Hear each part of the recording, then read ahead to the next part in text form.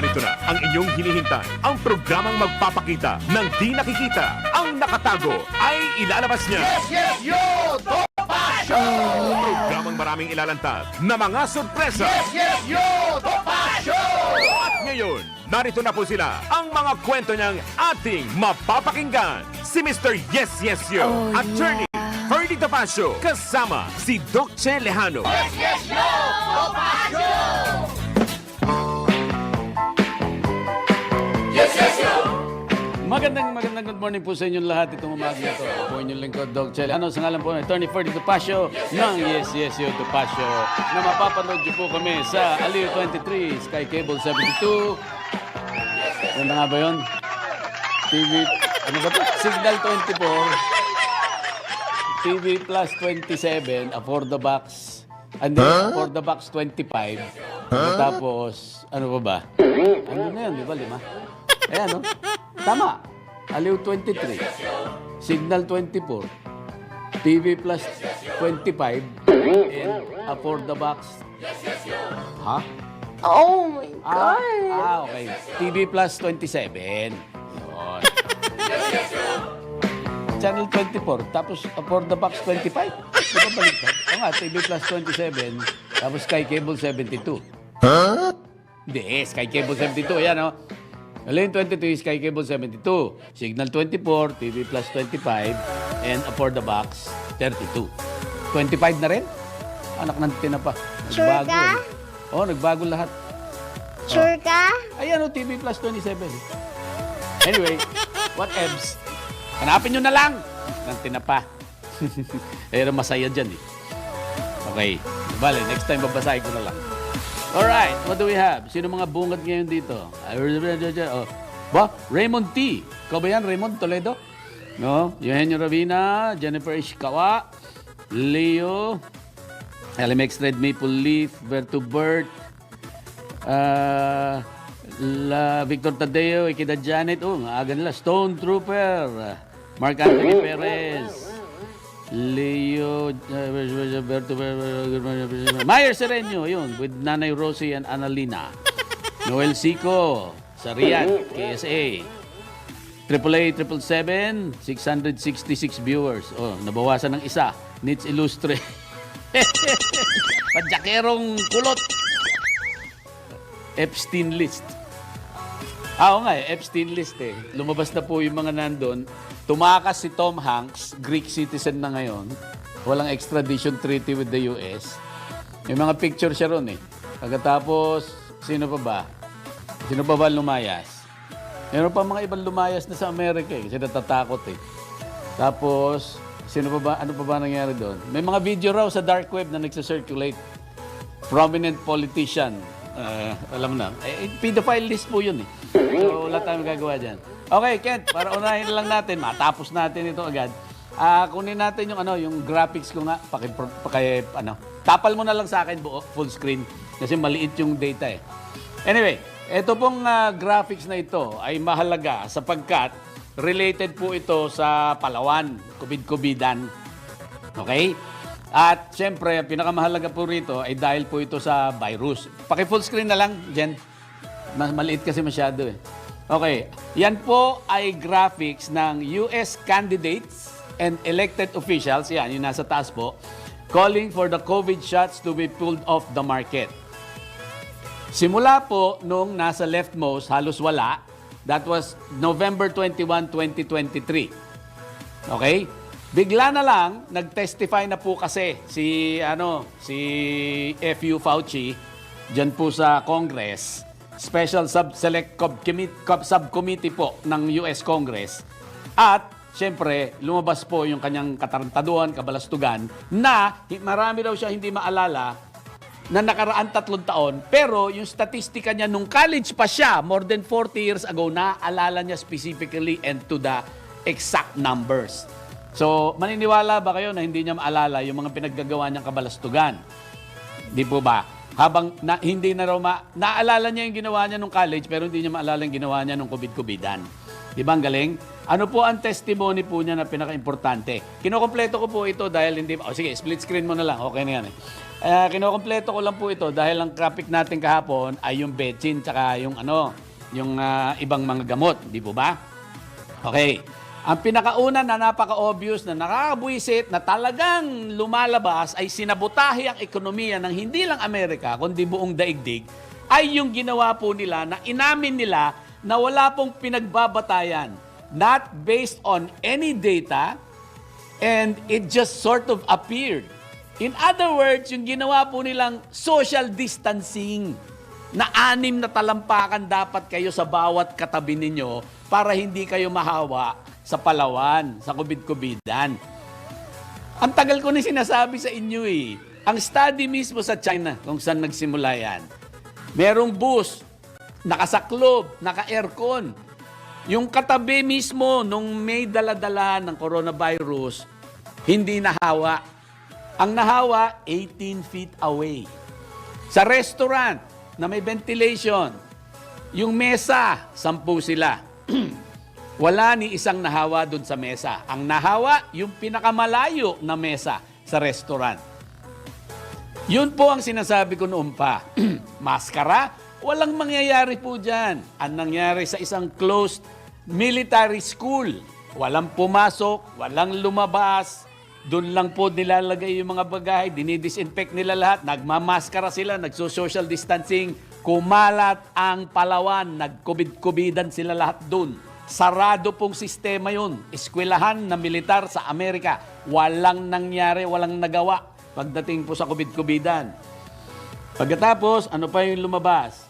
Hindi raw nag-leak sa laboratorio ang sabi nila at gumawa pa po ng sariling kwentong kutsero na storytelling alay na ang title ay Proximal Origin para ma-disprove daw na hindi nanggaling sa laboratorio ang COVID-COVIDan. When in fact, naka-record po yan na pinondohan po ni F.U. Fauci yung lintik na Wuhan lab na yan kung saan kumalat. Okay? That being said, meron pa. Ang nangyari po ay nirekomenda pa nila na i-require para makapag-aral sa mga universidad sa Amerika na kailangan may betsin yung mga estudyante. Yun po ay isa sa pinakamalaking kalokohan nga kasi hindi nyo kailangan yan. And of course, since lumalabas na po ngayon, yung walang kwentang Pfizer, Moderna, Ascal Sinakal, tsaka si Junjun, yan pong yung 4 na yan na walang kakwenta-kwentang, walang kasilbing-silbi.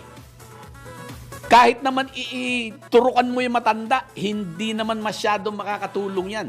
Plus, may pinilit pa silang gamot. Katulad din ng ginawa nila nung nasa head pa rin po ng AIDS Task Force, itong si F.U. Fauci. Pinilit niya po yung mga gamot na mas maraming namatay na mga may AIDS. Kagaya ng pagpilit nila ng remdesivir at ng ventilator. Wala pong kakwenta-kwenta yan. At lastly, ito po, pinost ko ito noon pa, 2020. Mismong si Fauci po, si F.U. Fauci, si F.U. Fauci, sinabi niya po, coronavirus flu is no more dangerous than a bad case of the flu. Alam niyo po, ang normal flu death sa Amerika, average, 40,000 people po ang namamatay taon-taon dahil po sa flu. Which includes coronavirus. Not just influenza. At hindi nyo napansin, nag-RT-PCR tayo, nawala bigla ang influenza. Paano nga? Lahat na lang tinatakan ng corona eh. Di ba kagaguhan yan?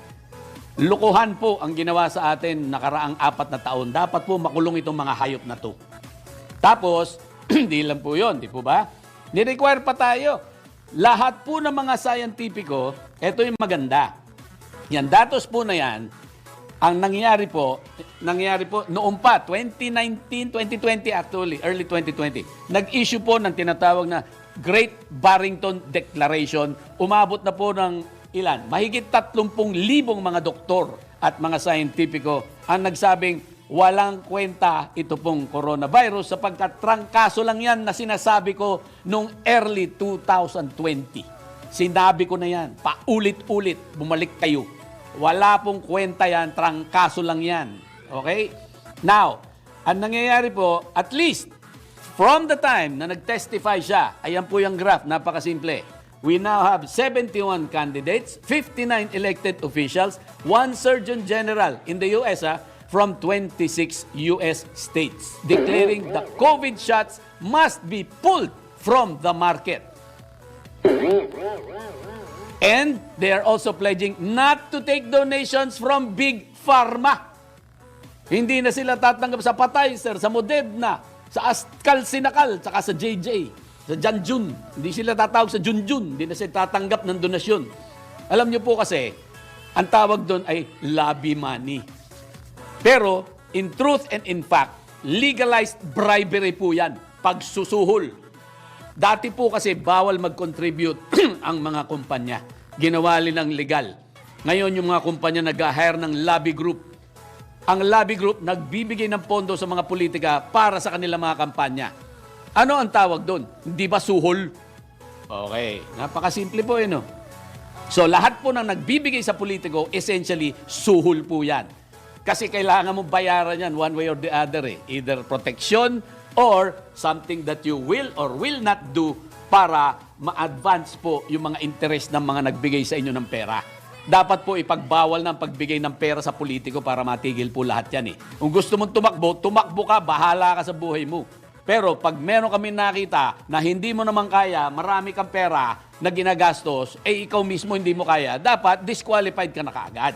Tumatanggap ka kasi ng pera Di po ba? Dapat issues ang pinag-uusapan. Dapat serbisyo sa bayan ang pinag-uusapan. Hindi yung kalintikan na bigyan mo ako ng pera, ako bahala sa'yo. Okay na yun.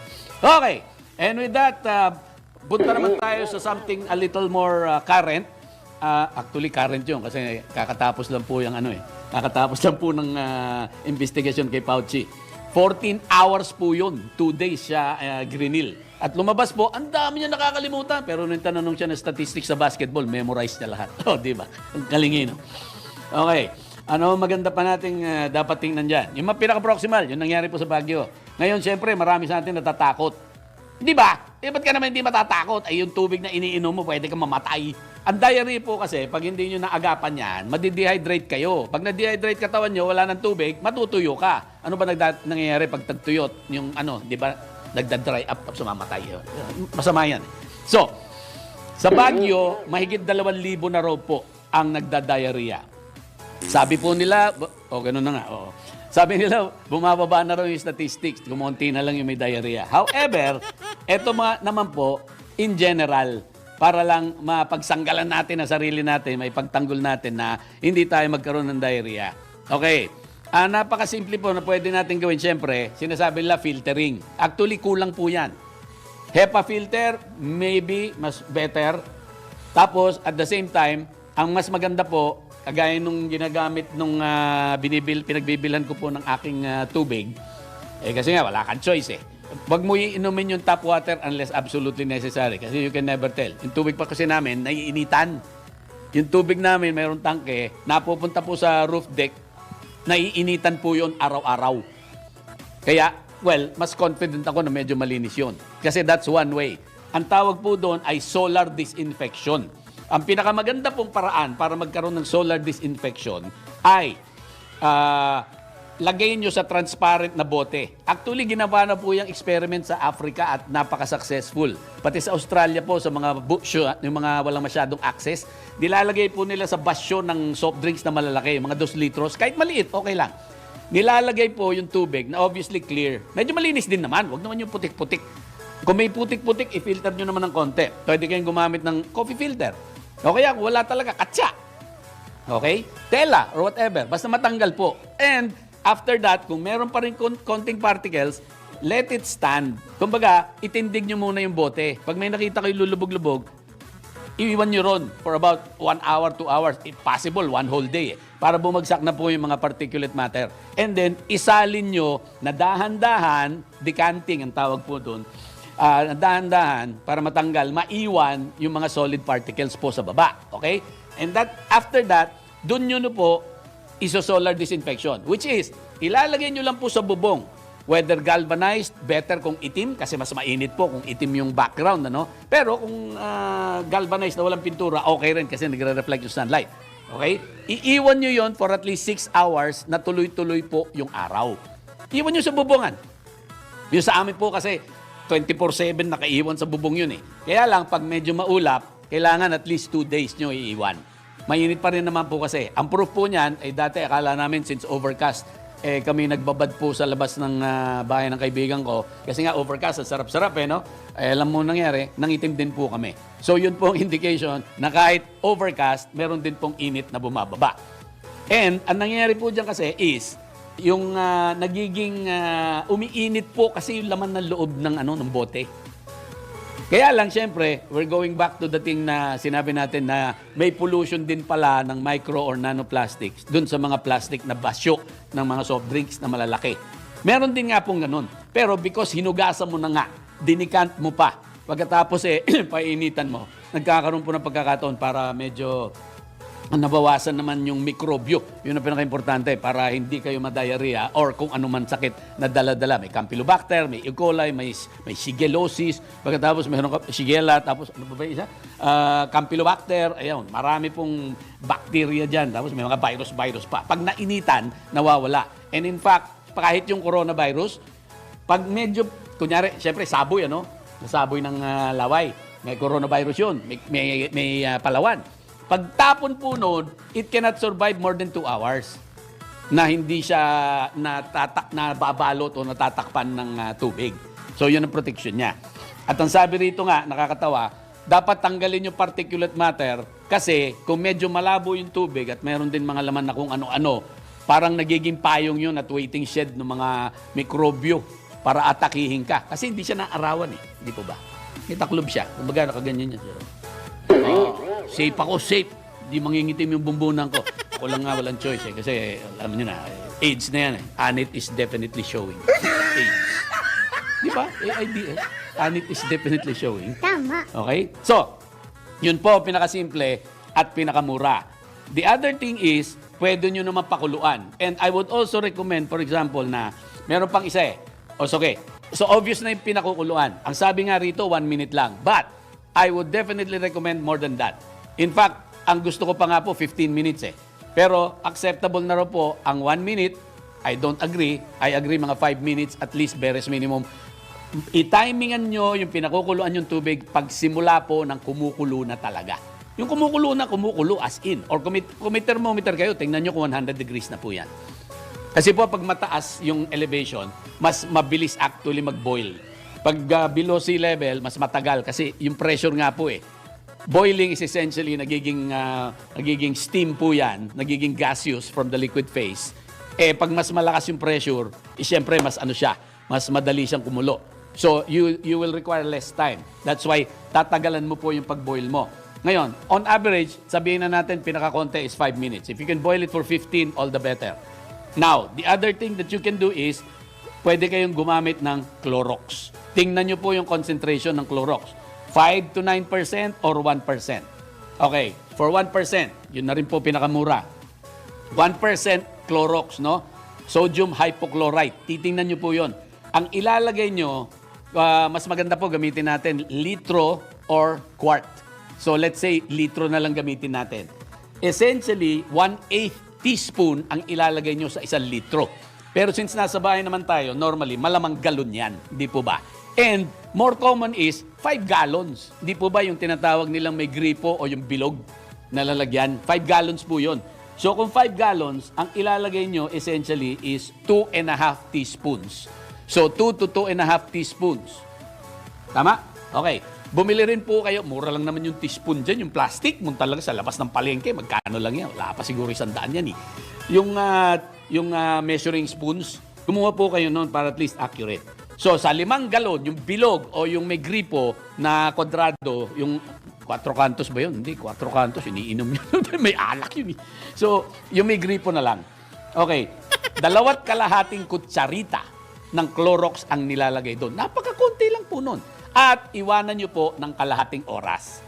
Okay? Kung talagang gusto nyo sure na sure. Importante, iwanan nyo siya ng kalahating oras. Kasi papatayin niya yung mikrobyo at mag-evaporate po yun. Yun ang kagandahan po niyan. And kung gusto niyo safe na safe pa, pakuluan niyo pa. Di po ba? So, actually, pwede niyong gawing batayan lang yung sukat. So, kung kalahati, ay di 1 1/4 teaspoon lang gagamitin mo. Kung 1/3, pwedeng 1 teaspoon lang gagamitin mo. So, approximately about 1.5 to 2 liters, 1 teaspoon ang gagamitin mo ilalagay. Actually, nilagay dito kasi 2 liters Kung 1 litro is actually 1/8 teaspoon. So, kung 2 litro yon, magiging 1/4 teaspoon. Yung 1/4, may 1/4 na sukatan O kaya, 1/8 is equal to 1/4. Di po ba? Sukatin nyo na lang. Basta 1/8 is to 1 liter, more or less. Tapos, para sigurado kayo, pakuluan nyo pa. Di po ba? Masigurado tayo ron.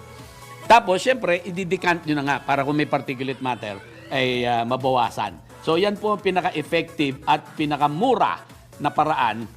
Pinakamura nga, ilagay mo lang sa ibabaw ng bubong ng bahay mo. O kaya, ilagay mo dyan sa labas. Tapos, kumuha kayo ng kartulinang itim. O kaya, pinturahan yung itim yung semento. Tapos, ipatong nyo rin yung bote. Ibabad nyo sa araw.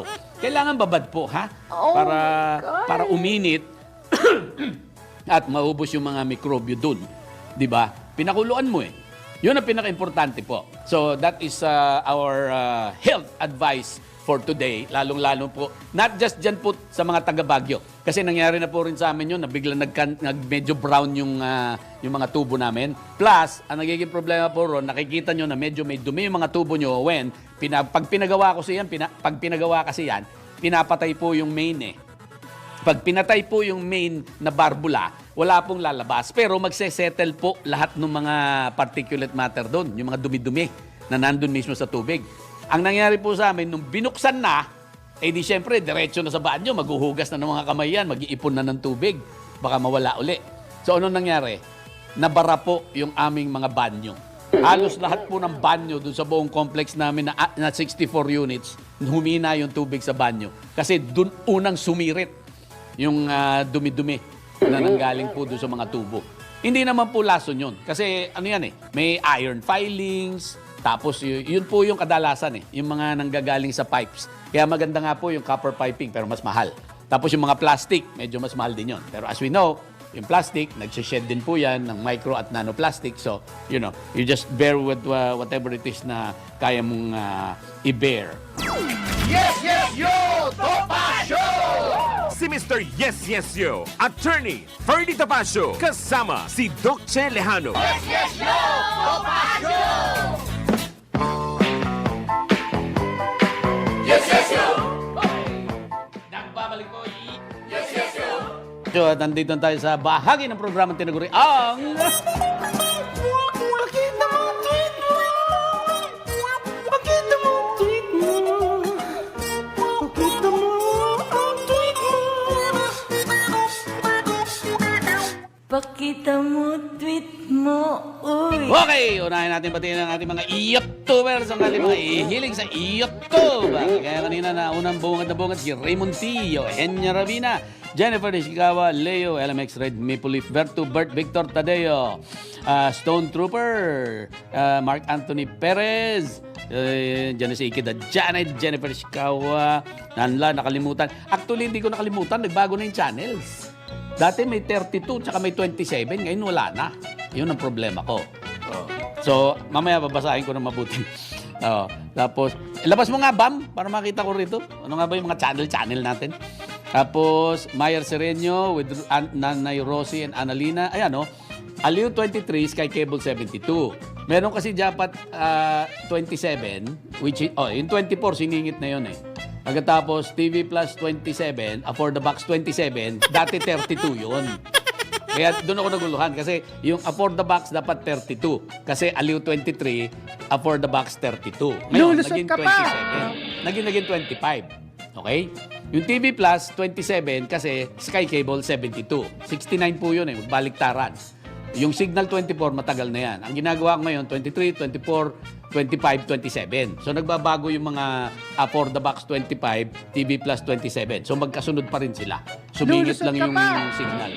Hindi lumulusot! Pinapakita ko lang dahil kailangan na diretso ko yan para memorized Anyway, hanapin nyo na lang kami. Noel Sico! Rian! Kingdom of Saudi Arabia!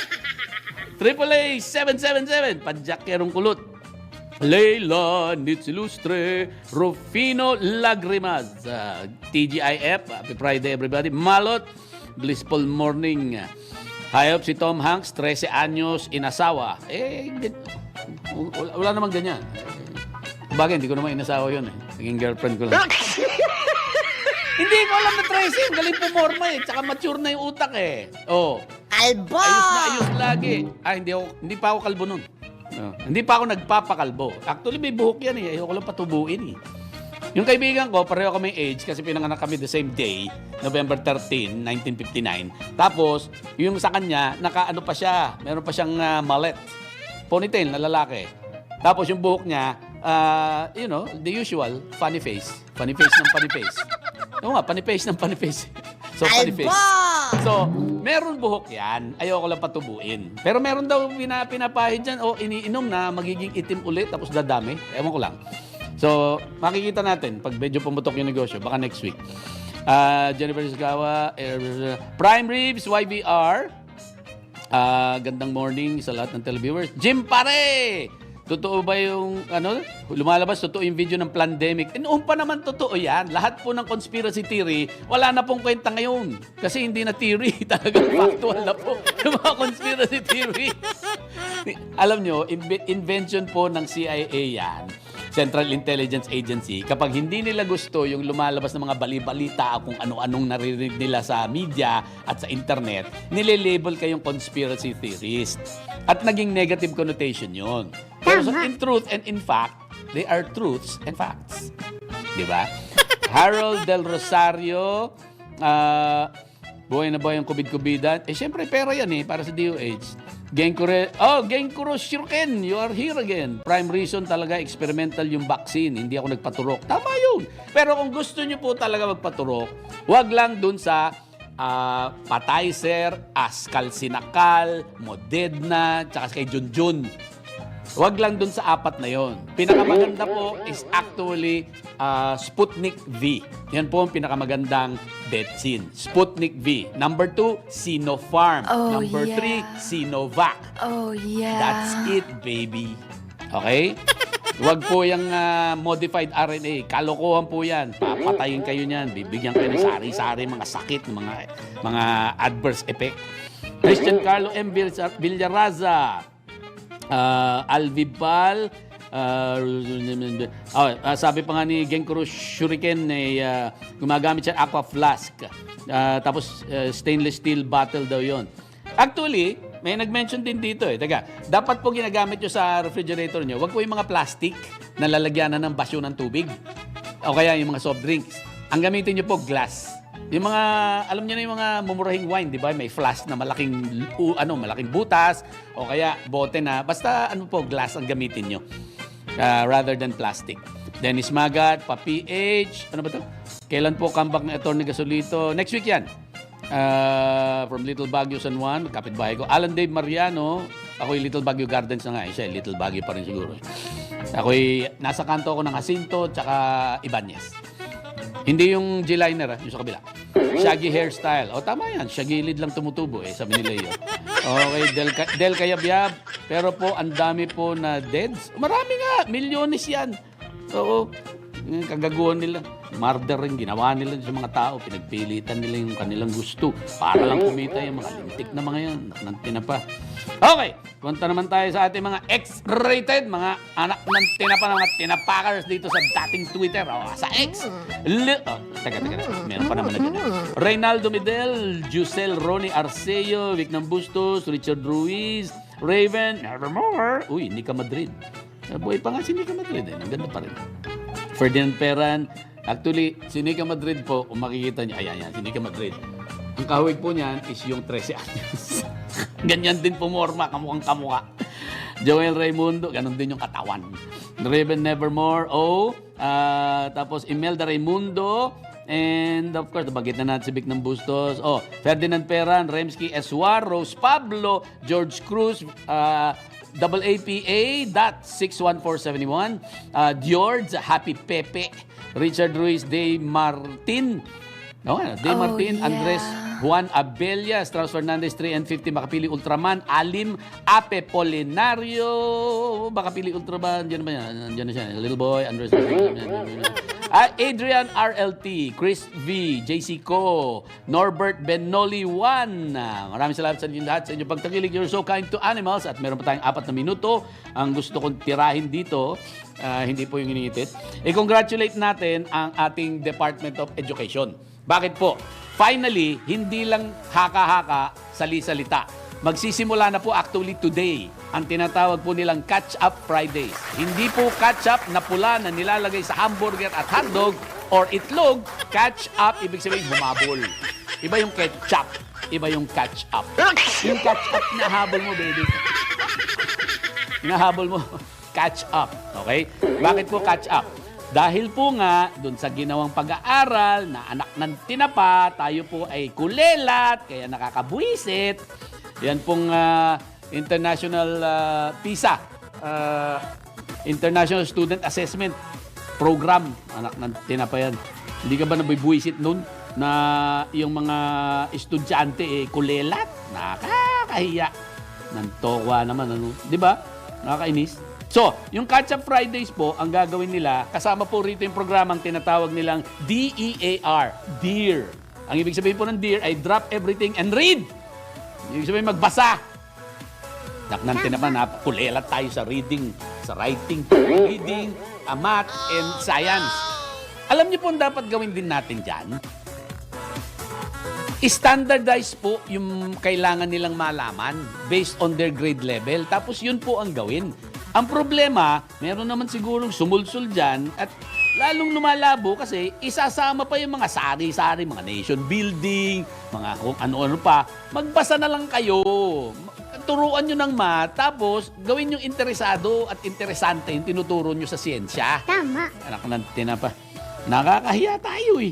Napaka-bobo ng mga Pilipino. Nagsimula lang, alam nyo yung pinaka nakakaasar dyan, nagsimula yun yung panahon ni Panot, tsaka ni Armin Lustre. Sinira nila edukasyon sa buong Pilipinas dahil sa lintian na yan na lalo na yung, ano ba yun? Yung mother tongue-based learning.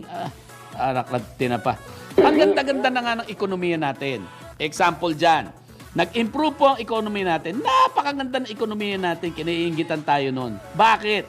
Alam niyo po ba ngayon ang kontribusyon ng mga OFW sa Pilipinas? $27.7 billion last year. 3 billion mahigit. $3.3 billion a month. In other words, 100 million pesos a day ang pinadadala ng ating mga kababayan. So about 50, ng to pa, no? Nakakainis. About mga 5, siguro mga 5 million OFWs na yan eh. Let's say, basta foreign na, na Pinoy. Pag na natin tawagin na OFW sila. Foreign Pinoys. Ang kino-contribute po nila on the average, $500. Siyempre, mas may pera, umabot na $1,000 na pinapadala sa atin. Some will also contribute less, baka $100, $200, $300. Meron din pong ganun.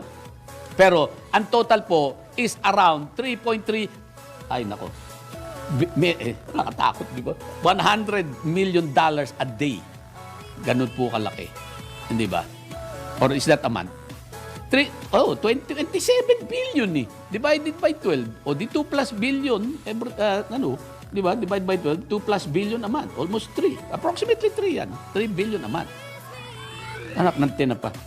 Pagkatapos, ayaw nyo paalisin.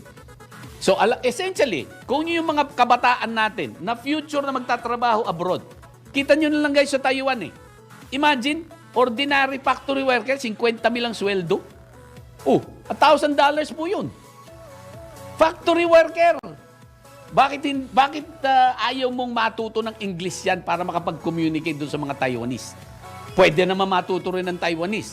Pero, ang basis mo dapat is, hindi na sila kailangan mag-aral ng kahit ano. Kasi kung nag-aaral tayo lahat English, makakaintindi tayo. Yun na nga ang competitive advantage natin sa buong daigdig. Gustong-gusto tayo maging teacher, gustong-gusto tayo maging mga trabahador, yung mga cruise lines. Lahat gusto mga Pilipino kasi meron tayong malasakit. Mga nurses, dahil nga magaling mag-English. Alam niyo po, ang dami pong bumabagsak sa TOEFL, Test of English as Foreign Language, dun po sa mga nursing dyan sa Amerika, tsaka sa Britain. Anak ng tirapan, di ba nakakahiya? Ayaw kasi nila, sinabutahin nila ang buong populasyon ng Pilipinas dahil nga ayaw nilang paalisin. So congratulations sa DepEd dyan sa kanilang Catch-Up Fridays. Sana matutong mag-English, matutong magbasa.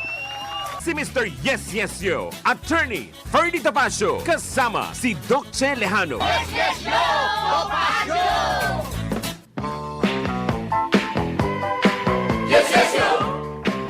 Nagbabalik po ang Session Topacio. Ako po si Doc Che Lejano, nandito sa huling bahagi ng programa natin sa ngalan po ng Attorney Ferdy Topacio. Yes, yo, Topacio. At ang ating last program for the week. Ano nga ba ngayon? 8? 12, 13, 14, 15. So, baka 15 daw po ang dating ni Attorney. So, baka next week nandito na siya. Okay, ano bang sasabihin natin dito? Okay, yung nabanggit na natin yung Catch-up Fridays, ha? Masarap nga kung ilalagay mo ng ketchup yung yung itlog. Pero mas gusto ko may sauce. Ilalagyan ko rin yun ng mustard. Tapos, ano nga ba yan? Spam. Yun, pinakanante na pa. Nabanggit ko yung spam. Malagay ko, yan ang kakainin ko hapunan mamaya. Spam and egg. Sarap ng spam and egg. Nante na pa. Kaya lang, ano lang naman yun, i-bisyo lang. Every so often. Kasi masama yun, processed meat yun. Dapat yung kung baka, steak. Kung baboy, mamoy. Pero mas healthy po kambing. Plus may effect pa yon. May front effect. Walang side effect. Kambing. I kid you not. Magkambing kayo kung gusto ninyo. Okay. Kaya natin kinocongratulate DepEd pa rin tayo po. Dahil nag-set up na po sila ng paraan para makareport na po yung mga nabubuli sa eskwelahan. Magkakaroon daw po sila ng optional na training para sa mga guro at para sa mga magulang. However, ang pinakamaganda po na hindi nila binanggit at baka hindi nila ginagawa, na hindi nila iniisip, na hindi ko maintindihan din kung bakit, but that's not surprising because it's government. Para din naman yung gobyerno natin, hindi nagbabasa tungkol sa COVID-19, kaya hindi nila alam.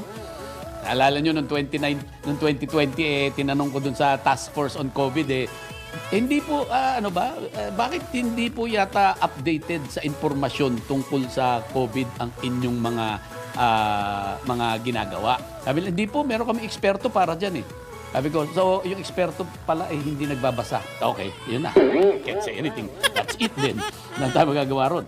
Interview namin yung task force mismo. Okay, that being said, yung sa bullying na hindi nila ginagawa, dapat po meron kayong anonymous line, anonymous website. Gumawa po kayo ng ganon, yun ang pinaka-effective. Of course, magkakaroon din po ng mga prankster dyan. That's why, sinasala po lahat yan at binibigay dun sa affected na area, affected na district, affected na school, affected na principal. Doon po dapat umaabot yan. At meron dapat feedback kung inimbestigahan o hindi. At kailangan din malaman para matala mo dapat lahat yan. Matala mo yan. Nakatali yan. Bakit po? Kasi pag naibigay sa kanila yung complaint, sinabi nila inimbestigahan, may nangyaring problema dahil binubuli nga, doon natin malalaman kung totoong inimbestigahan o hindi. At dapat may penalty. Dapat sibak sa posisyon. Walang retirement, walang reinstatement. Yun ang pinakamaganda pong parusa dyan. Kawawa po yung mga nabubuli. Wala pong biro yan. Napapanood ko yan sa mga Korean. Malupit naman po yung mga sa Korean nangyayari. Sa atin po kasi pag medyo binubuli, naghahanap ng rest back. ako po, alam niyo sikreto ko para hindi ako mabuli.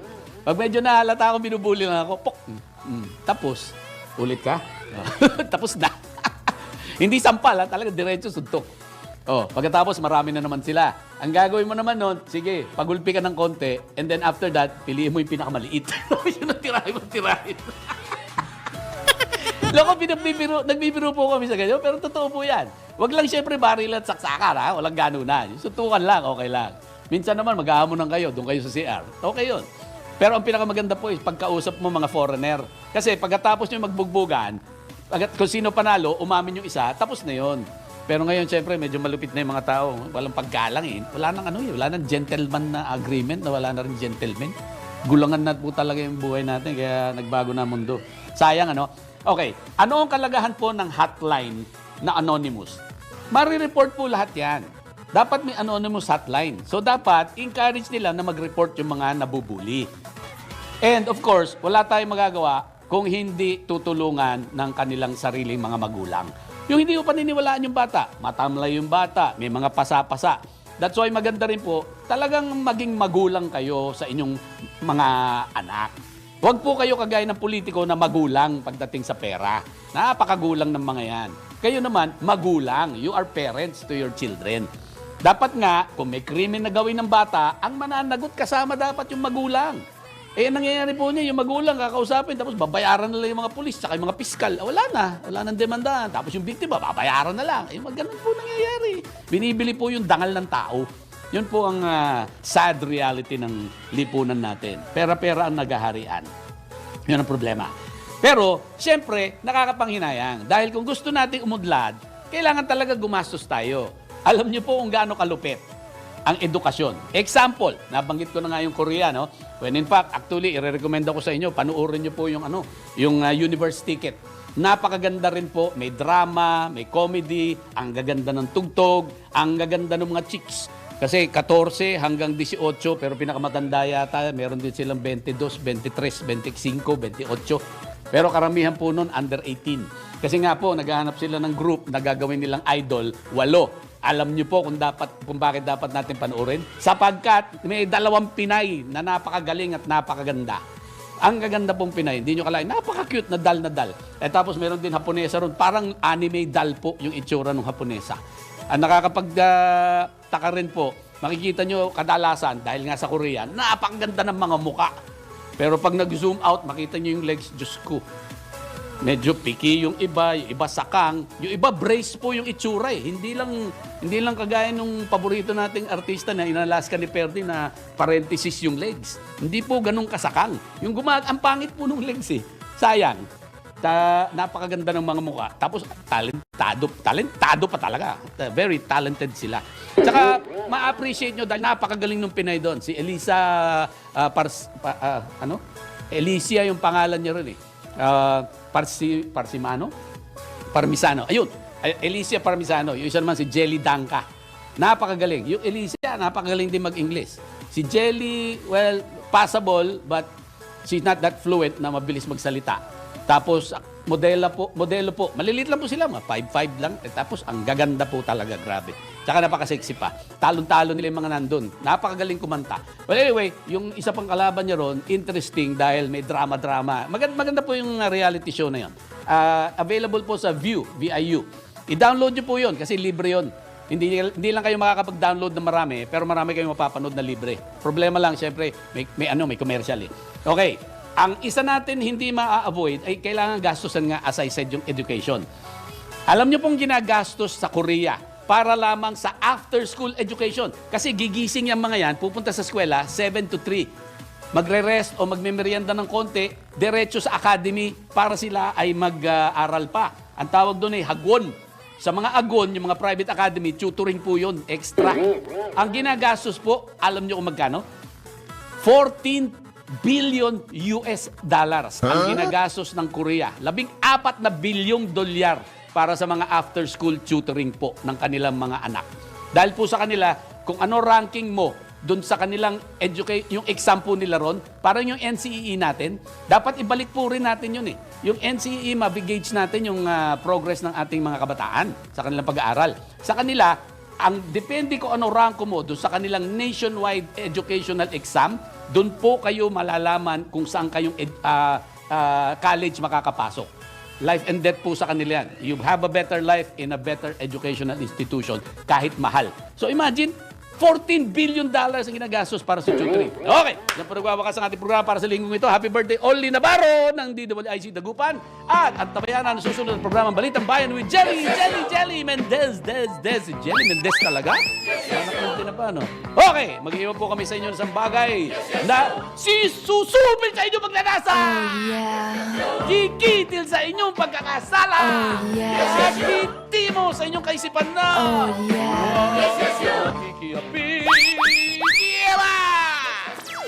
Yes, yo! Topa Show! Babayagin.